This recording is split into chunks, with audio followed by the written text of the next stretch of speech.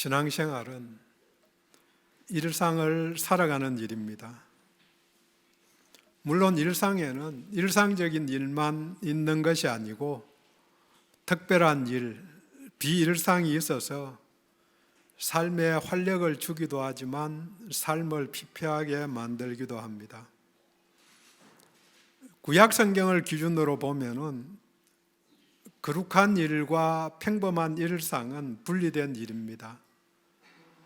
거룩은 시간, 장소, 사람의 거룩으로 나눌 수 있는데 거룩한 장소가 성전이고 또 거룩한 날이 시간이 안식일과 절기고 또 거룩한 사람은 제사장입니다. 하지만 신약 시대 이후에 특별히 현재는 거룩한 사람만 있고 시간과 장소는 구별 없이 일상이 되었습니다. 그래서 거룩한 사람, 성령 받은 사람, 즉 성도가 거룩의 전부이고 시간과 장소는 성도가 있는 그 시간, 그곳이 구별되고 거룩한 곳입니다. 어느 책 제목과 같이 내가 선 곳은 어디든지 거룩한 곳이니라. 그 말이 적절합니다. 여기에다가 언제나라는 말을 덧붙여도 동일합니다. 내가 선 곳은 어디든지 또 언제나 거룩한 곳, 거룩한 시간이다. 어느 분은 거룩은 관계라는 표현을 합니다. 이 점에서 보면 일상이 전부입니다. 그런데 일상에서만 살게 되면 나태해지는 것이 당연하기 때문에 비일상적인 일을 통해서 일상에 활력을 불어넣습니다. 그래서 사람들은 여행을 가기도 하고 맛있는 것을 먹기도 하고 또 오랜만에 멀리 있는 사람들을 만나는 등 특별한 일을 합니다. 성도들에게 일상을 벗어나는 가장 쉬운 일이 공동체로 예배를 드리는 일이고 일상을 벗어날 수준으로 개인적으로 깊이 말씀을 묵상하고 하나님을 찬양하고 기도하는 일일 것입니다. 물론 여기에 금식도 들어갑니다. 오래전에는 많은 성도들이 가까운 기도원에 들어가서 집회에 참석하기도 하고 기도하기도 했습니다. 근데 요즘은 특별히 코로나 시대를 지나가면서 기도원 찾아가는 사람들이 없어져서 많은 기도원이 문을 닫은 것 같습니다. 이전에는 인터넷 들어가 보면은 집회 시간 이런 일정들이 쭉 나왔는데 기도원 제가 한 번씩 갔던 데가 도곡산 기도원인데 거기 요즘도 집회하나 그래서 찾아봤더니 찾을 자료가 인터넷이 안 나와서 물론 전화해 보면 답은 하겠지만 다른 것들도 다른 곳들도 거의 마찬가지 아닌가. 그러니까 일상적인 삶만 살아가는 거지 특별한 삶에는 관심이 없는 것 아닌가.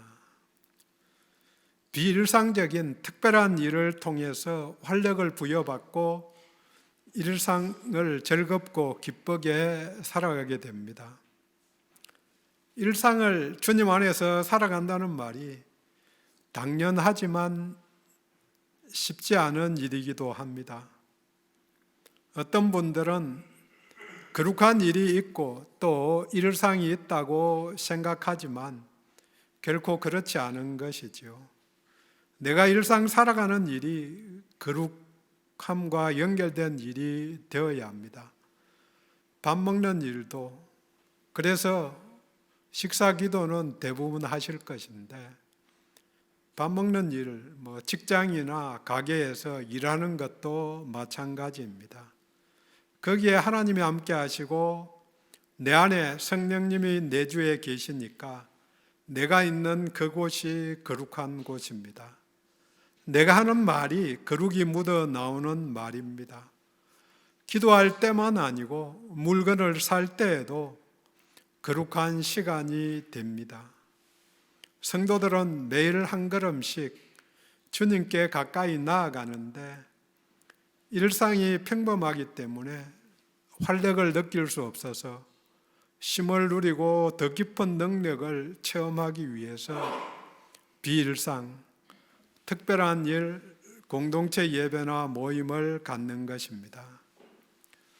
오늘 본문은 예수님이 변화산에서 모습이 변한 이야기입니다. 1절 시작에 엿새후라는 말은 바로 앞에 나오는 이야기, 가이사라 빌립보 지역에서 베드로가 신앙 고백한 그날, 주는 그리스도시요 살아계신 하나님의 아들이라고 말한 그날 엿새후 7째 날입니다. 그리고 베드로의 신앙 고백을 들으시고 예수님이 드디어 고난과 부활을 첫 번째로 예고하신 그날 엿새후 7일째 일어난 일입니다. 세상에서도 7은 완전수라고 이야기합니다. 성경에서도 7을 그렇게 취급합니다. 믿음의 신앙 고백이 완전히 무르익었을 때 그 고백을 입증하는 사건이 일어난 것입니다. 그리고 이 사건 이후에 사마리아에서 귀신 들린 아이를 나머지 제자들이 고치지 못했는데 예수님이 내려가셔서 고쳐주시고는 제자들에게 겨자씨만한 믿음이 있으면 고칠 수 있었을 것인데 겨자씨만한 믿음조차도 없다고 말씀하시면서 믿음을 강조하십니다. 그 후에 다시 고난받고 3일 뒤에 살아나신다고 두 번째 예고를 하십니다. 그러니까 변화산 이야기의 앞뒤 이야기를 연결해 보면 신앙 고백이 있고 고난과 부활을 예고하시고 또 변화 사건이 있고 그 다음 귀신 들린 아이를 치유함을 통해서 믿음을 강조하고 그 다음에 고난과 부활 예고를 두 번째 하시고 그러니까 전체적으로 믿음을 강조하는 문맥 속에서 변화산 이야기가 일어난 거죠. 여세디 7째 날에 핵심적인 세 제자 베드로, 야고보, 요한만 데리고 높은 산에 올라가셔서 모습이 영광스럽게 변화되셨습니다. 높은 산에 오르신 것은 하나님과 만남을 위해서 산으로 가신 것입니다. 세상과 분리된 곳, 왜 굳이 높은 산이라고 강조했을까? 아래에 있는 세상과 다르다는 거죠. 십자가를 지시기 전에 제자들에게 전환기에 예수님이 제자들을 떠나가시게 되는 상황 속에서 제자들의 믿음을 격려하기 위해서 변화된 모습, 부활의 소망을 주시기 위해서 보여주신 것입니다.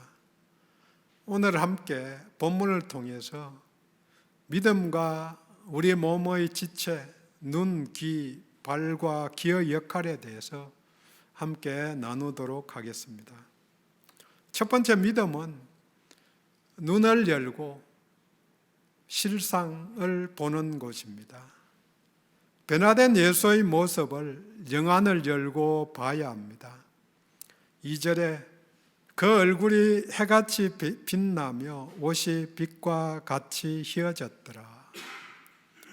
따로 세 제자만 택하여 볼 수 있게 허락하셨기 때문에 그 제자들은 보았습니다.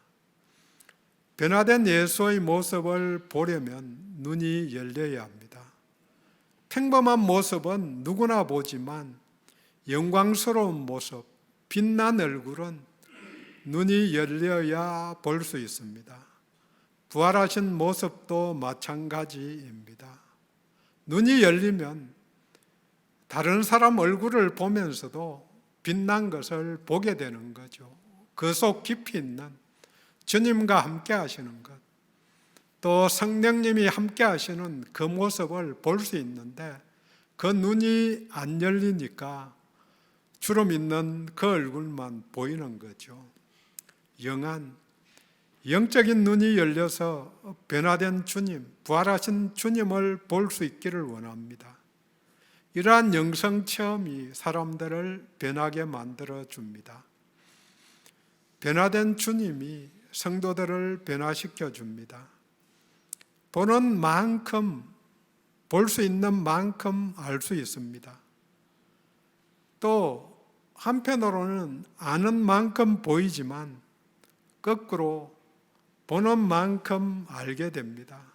어떻게 보느냐, 무엇을 보느냐에 따라서 알미 깊어지는 거죠.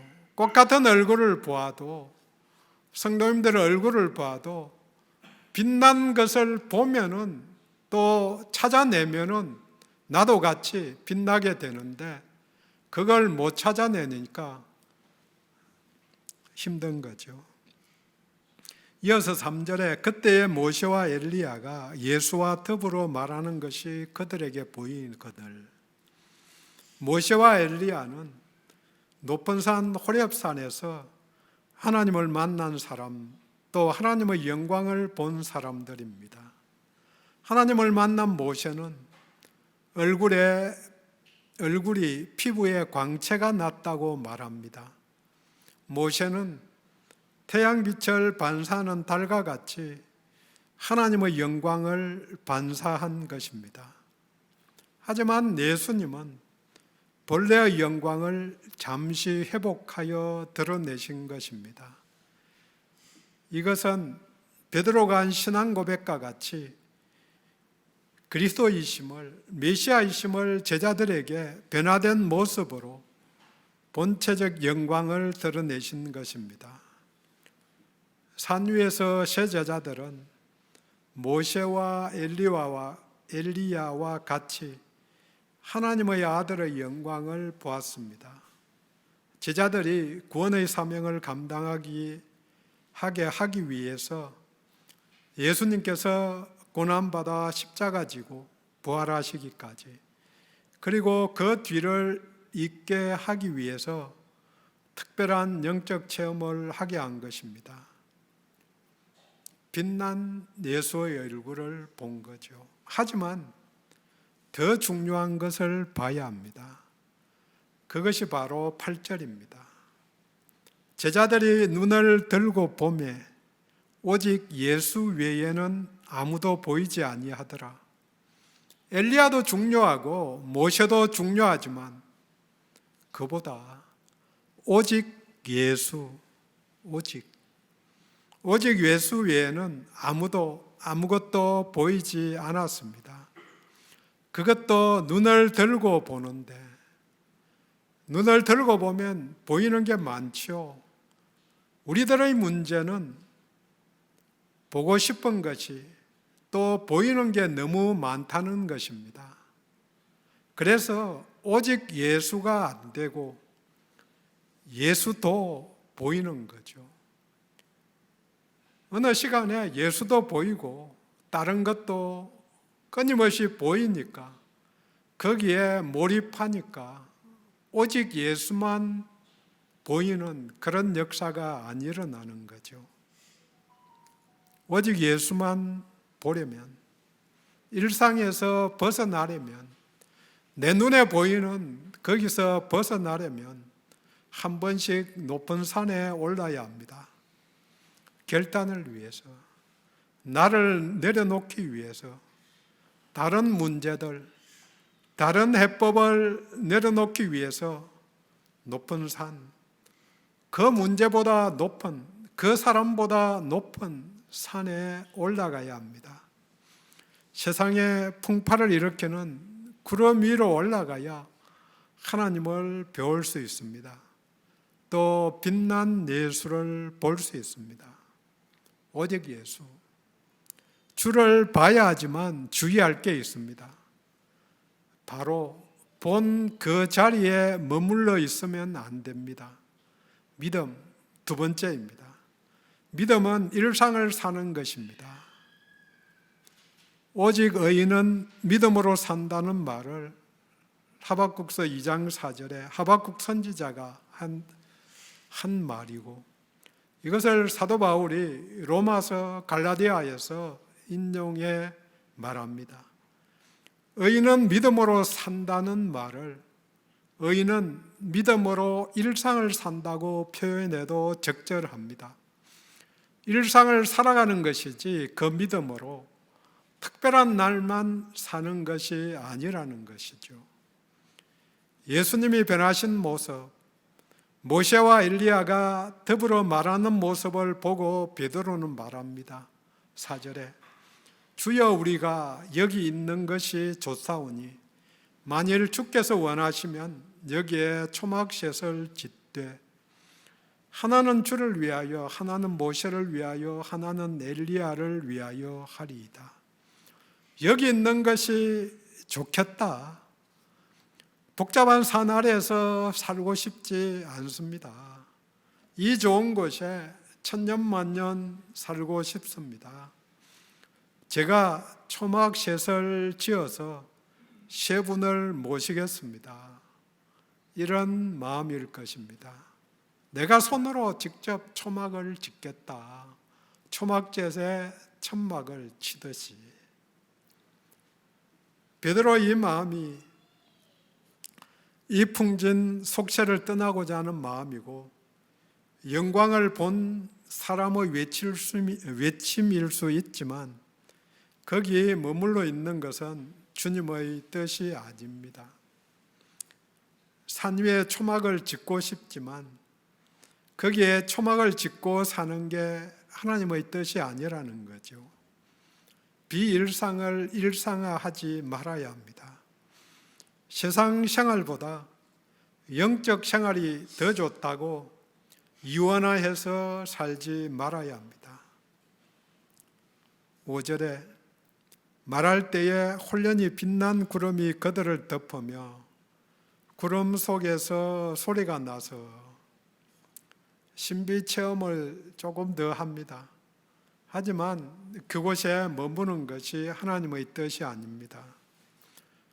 6절에 제자들이 듣고 엎드려 심히 두려워하니 예수께서 나와 그들에게 손을 대시며 이르시되 일어나라 두려워하지 말라 하시니 하늘의 소리와 빛난 구름 그 위험에 엎드려 두려워합니다. 영광만 보겠다는 그 마음도 중요하지만 우리 주님은 그때 손을 대시고 격려하십니다. 일어나라 두려워하지 말라. 하산하라는 격려입니다. 베드로의 손은 세상을 벗어나려 초막을 짓지만 주님의 손은 세상에 다시 돌아가라고 위로하는 손을 대십니다. 필요할 때 산에 올라가야 하지만 우리 주님은 거기에 초막을 짓고 영원히 살라고 요청하지 않습니다. 그래서 9절에 그들이 산에서 내려올 때 그들이 내려옵니다. 물론 주님과 동행하여 내려옵니다. 노아를 봅니다. 방주를 지을 때에도 홍수가 나서 방주 안에서 믿음대로 말씀대로 잘 살았습니다. 하지만 방주에서 나와서 세상에서 살 때에 엉뚱한 행동을 하고 결국은 입으로 자녀를 저주하는 일이 발생합니다. 방주에서와 같이 살지 못한 분리가 발생한 것입니다. 한결같은 신앙이 중요합니다. 일상에서 믿음을 보이지 못하면 죽은 믿음입니다. 내가 어떻게 사느냐, 그게 내가 말하는 것도 중요하지만 사는 그 수준이 내 믿음의 수준입니다. 베드로가 손으로 주님을 위해 초막을 지으려 할 그때에 예수님은 손을 대시며 위로하시고 격려하십니다. 일어나서 두려움이 없이 세상으로 나아가게 도우신 것입니다. 높은 산에 올라간 것은, 예배당에 오는 것은 자신을 돌아보고 부활하신 주를 집중해서 만나기 위해서입니다. 그 경험을 했으면 바로 사역의 현장, 일상으로 돌아가야 합니다. 일상, 사역의 현장으로 돌아갈 때 주의할 게 있습니다. 바로 세 번째, 믿음 세 번째, 믿음은 귀로 듣는 것입니다. 귀로 들어야 합니다.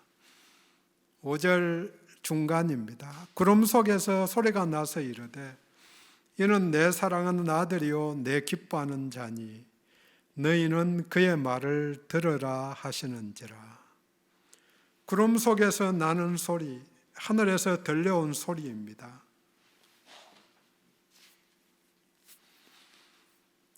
내 사랑하는 아들, 내 기뻐하는 자라는 소리는 우리 예수님이 침례를 받을 때에 하늘에서 들려온 소리와 동일합니다.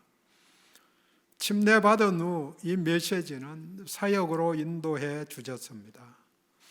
예수님의 정체성을 확정해 준 메시지입니다. 베드로가 7일 전에 신앙 고백을 합니다.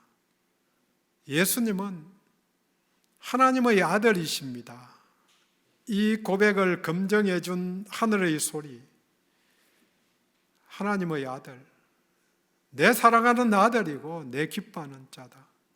이 정체성이 이번에는 십자가로 갈 수 있게 인도해 주는 메시지입니다. 필요할 때마다 그 메시지를 들려주시는 거죠. 그런데 침례 후와는 다르게 본문은 한마디가 추가됩니다. 너희는 그의 말을 들어라. 예수님의 말씀을 들어야 합니다. 제자들의 본분이고 성도들의 본분입니다. 우리는 주 예수님의 말씀을 들어야 합니다. 우리 예수님이 귀 있는 자는 들어라, 들을 귀 있는 자는 들으라고 말씀하십니다. 귀가 있다고 듣는 것이 아니고 믿음이 있어야 들리기 때문입니다.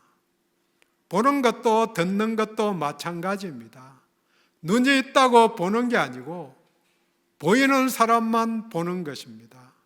차절 내고 노래 갈 때 보이는 거지, 꽃 같은 성경을 읽어도 안 보이거든요. 10번 읽어도 안 보이는 단어는 안 보이는 거죠. 저도 이번에 오직 예수만 보이더라, 그 오직이라는 단어를 못 봤거든요. 그런데 다시 읽어보니까 그게 눈에 보이는 거죠. 그 한 단어가 굉장히 저한테 와닿았어요. 오직 예수만 보였다. 그렇게 살아야 되는데 마찬가지로 성경을 읽어도 자기가 읽고 싶은 대로 읽는 거지 눈에 적혀 있는 대로 안 듣고 들리는 대로 안 듣는 거죠. 대화를 해도, 부부가 대화를 해도 자기 듣고 싶은 것만 듣거든요. 그래서 다 듣고 나서 엉뚱한 소리 하는 거죠. 귀가 있다고 듣는 게 아니라 믿음의 귀로 들어야, 듣고 싶은 것만 듣지 말아야 합니다. 나이가 들수록 저부터 저 밑은 젊으니까 제외하고, 왜 제가 고집이 세워지는가? 우리 집사람이 저보고 이야기합니다. 갈수록 고집이 세워지네. 맞아야 되는데